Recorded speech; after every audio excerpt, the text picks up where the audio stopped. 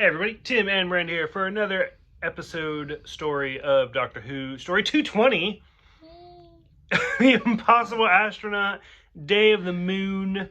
This is the season premiere two-parter for season 6, the middle season for Matt Smith, because most modern Doctors each get 3 seasons, with the exception of Eccleston, because Tennant had 3, Matt Smith had 3, Capaldi had 3.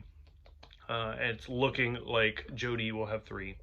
Anyways, what'd you think? From what I can remember, because it's another River episode, of course it's great. It's like a River season. Yeah, it kind of is actually. But yeah, just go. Just go. So overall, I really liked it. I thought it was a good introduction. This season specifically has less two-parters than most other seasons. Most seasons have 3 or 4 two-parters, whereas this one's, that's it. The big twist, question, whatever, setup, I guess, is we meet the Doctor, and he is 1,103 years old. He gets shot and dies and does not regenerate, which I won't spoil it right now, but is all sorts of, does not make sense. Lots of bloopers. But you don't watch Doctor Who for continuity. No. Continuity's not a thing. So, because they're like, why isn't he regenerating? And River's like, he didn't have time. He died. But then the Doctor comes back. But now he is 909. So he is a lot younger. And then the last time the Pawns saw him, he was 908. So the first time they saw him, it'd been 100 years since they'd seen him. Now it's only been a year since they've seen him. We meet Kenton, who is a fantastic actor. He's been in everything from Firefly to Supernatural. He's in everything. He's fantastic. Star Trek, everything. He's great. The president, and anyways, the whole point of the episode is meeting the new enemy, the Silence, which I don't remember. Do you remember? What? Who are we talking about? Oh. What is this? Why do you have lines on your face? It's great. We should have done that. We should have a little bit. Sorry, you guys. We didn't think about this before we did the review. Yeah. So let's see. Moffat introduced us to Are You My Mommy? I hate that so much. He then introduced us to the Weeping Angels. Mm-hmm. What was the third episode? I don't remember. But anyways, he's introduced a lot of great villains, and now he has brought in the Silence. I love the Silence. I think they're great. Or really, actually quite creepy. Mm-hmm. Just their faces and everything. Or half a face, I guess. So, one of my favorite X-Men characters, you're like, wait, what the fuck? Where'd we go? I was like, wait.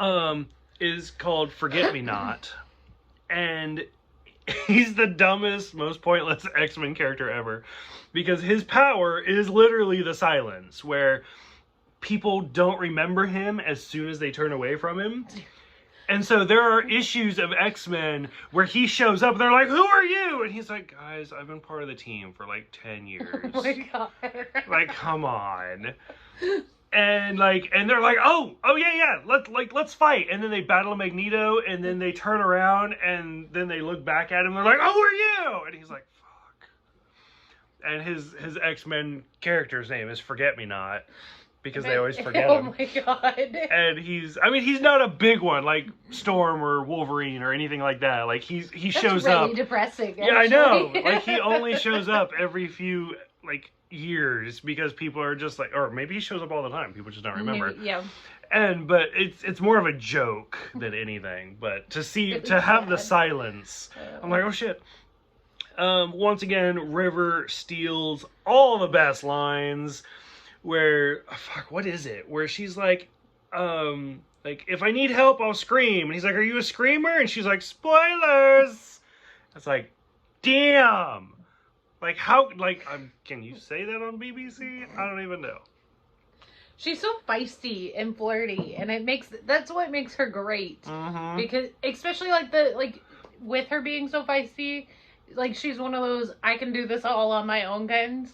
So it makes it great, and, Love her. And that's the thing with between her and like I liked her two episodes with Matt or with David Tennant. Mm-hmm. Like they were great, but she has such good chemistry with Matt Smith. Yeah. Like they just bounce off of each other so well. I feel like half the lines probably aren't actually scripted and they just make it up. They're just winging it. Like the screamer thing. Spoilers! Spoilers! Okay, bitch. Alright. The little girl in the astronaut uniform. I don't know. It is what it is. We'll get to more of it later. Yeah. The astronaut uniform. I went British. Okay. We get to see the Doctor with a beard, which is something we don't weird. see very often. Yeah. So it was kind of nice. I mean, that's one of those things. Like everybody always is like let's see, like a ginger Doctor is the ongoing joke, and a lot of people have said like let's see the Doctor with a beard because other than like this one episode, an actual actor for an extended period of time has not had a beard as a Doctor. So. I mean, it's really weird seeing Matt Smith with a beard, though, because I still think of him as, like, he's, like, 23 all the time. I think he's, like 27, 28. Yeah. So. But he's so young all the time. Like, that's just how he acts and looks. And so just him with that beard, I'm like, no. I mean, that could be a good thing, though. That could make him look a little older. Which, that's the other thing, is we are coming up on the 60th anniversary. Yeah. And there's rumors that they're going to get like Eccleston and Tennant and Smith and all of them to do a multi-Doctor story. Ooh. And so, I mean, it's very popular or very well known now. David Tennant, like, unless he's acting in something, always has a beard. Yeah. Like, he's kind of like Chris Evans, Captain America. He always has a beard unless he's doing a movie and then he shaves it. David Tennant typically has a beard now. So, I mean, like, if they did a 60th anniversary and fucking, like, David Tennant and Matt Smith walk in each with a beard, it'd be like, I wouldn't even be mad. I'd be so happy. It'd be great, actually. Another one of the best lines is with Matt Smith and River, where he's like, I've got a sonic screwdriver. And she's like, what are you going to do? Build him a cabinet? And Matt Smith's like, that's really rude, you know?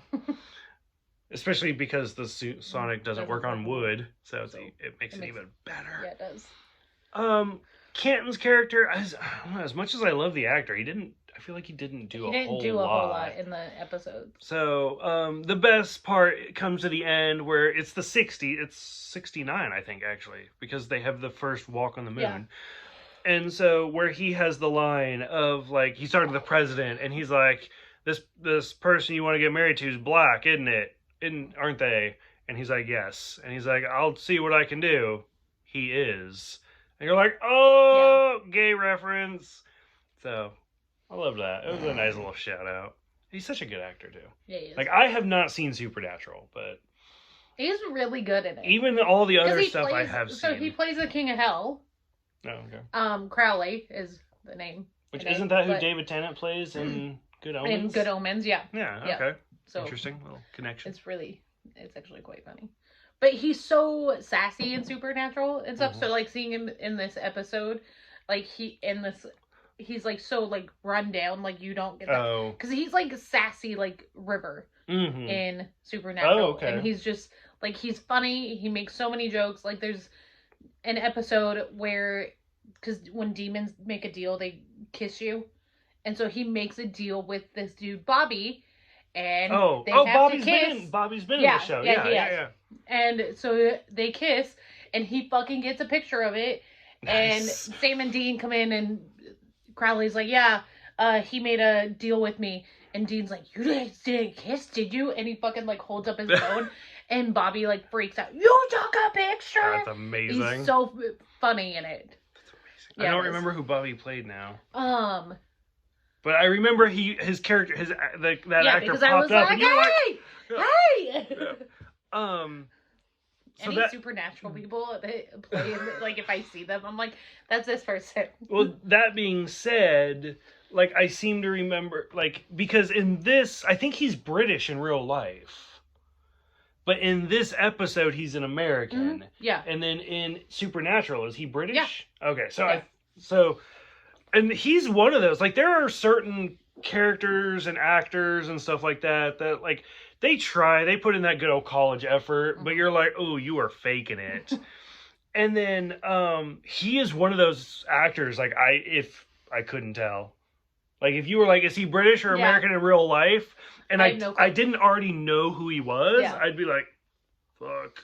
Like, I think, who was it? Martin Freeman, I think, is that way also. The guy who played Bilbo in the Hobbit movies. Yeah. Like, he is really good at being British, but he is also, like, American in, like, the Marvel movies, where he is kind of like, you're like, okay, you're trying a little bit. Because he's in, like, Black Panther and stuff like that. But then he was in the first season of Fargo, where he has, like, a Minnesotan accent, And he fucking, like, his Minnesotan accent's better than mine. And, like, I'm an actual American. So I was like, damn. Like, he's good. So, I don't know. Anyway, sorry. The big twist at the end is seeing the little girl regenerate. I don't know. My goal for this season is to play it like we don't know who it is. So I'm not going to say who it is. But, I don't know, like, when you first saw it, were you like, oh my god? Yeah. Like, is it a Time Lord? Well, obviously it's a Time Lord. She's regenerating. Yeah. But you're like, is she, like, from Gallifrey? What the fuck's happening? I did not know who she ended up being. Like, I was completely caught off guard. So, without spoiling anything, like, how did you feel? Like I'm trying to, like, think of how to say it, like, without... Or the first time you ever saw it, what did you think? Probably, what the fuck? Because, I mean, like, the first time I saw this was years ago. Mm-hmm. So I probably was sitting there like, what the absolute fuck is going on? Okay. So for the and first... now what's going to happen? Sorry. For the first 2-parters going into season 6... Oh, you forgot something. Oh, what did I forget? The first kiss with River. Oh, yeah. So that is actually a sad moment. Yeah. Because we see Matt Smith drop... We're like 12 minutes in. Fuck it. We see Matt Smith drop River off, which you love how I just actor, character, doesn't matter. They're going back and forth. Sometimes it's Amy, sometimes it's Karen. You guys know. Who the fuck knows? Don't call her Karen, because it's so awful. Like, I think of, like, a Karen. Like, let me speak to the manager! Exactly. So anyway, so we see the Doctor drop River off back at prison, which we know... Do we know why she's in prison at this point? No. I know. But I don't remember if we know. We know it's for murder. Yes. We know it's for murder. Because we established that in the Weeping Angels episode, the 2-part. Okay. Anyways. We don't know at this point who she murdered. Yeah. Okay. So we see the Doctor drop her off, and they have this very passionate kiss. And she's like, why do you look like that was the first time we did that? And he's like... It was. Which I can't do the Matt Smith, like... Because it was. Like, he's so gestural. I know. I'm not 23. That was a decade ago. When this episode came out. Oh my god, Matt Smith and I are like the same age. My god. So I was like, wow. So he's very, like, intense. Yeah. And I was like, okay. So it kind of comes to those moments where, like, River has the line where she's talking to Rory, where she's like, at some point, I'm going to see the Doctor, and he's not going to know who I am. And it's going to kill me. And it does. And then we get to this point where we kind of see his first kiss with her, but in her perspective, they're still already married. Yeah. So, I don't know. I love the whole River thing. Like, she's my favorite. Absolute favorite. Okay. I think that's it. Anything else? No. You're good? Yeah. Are you excited to go into season 6? Yeah. Okay. So, for those who have seen this 2-parter, go ahead, let us know. I'm sad. Like, I feel like we're blitzing through it too quickly. For those who have seen it, go ahead, let us know what you think. Didn't even talk about Canton and the fact that the younger actor from Supernatural, when he's older in the present, it's his dad. It's the same. Oh, yeah. Like, so we get that. But anyways, what'd you think? Go ahead, let us know. Love to discuss it in the comments. Thank you for watching. Thank you for subscribing. And we will see you guys next time for Curse of the Black Dot.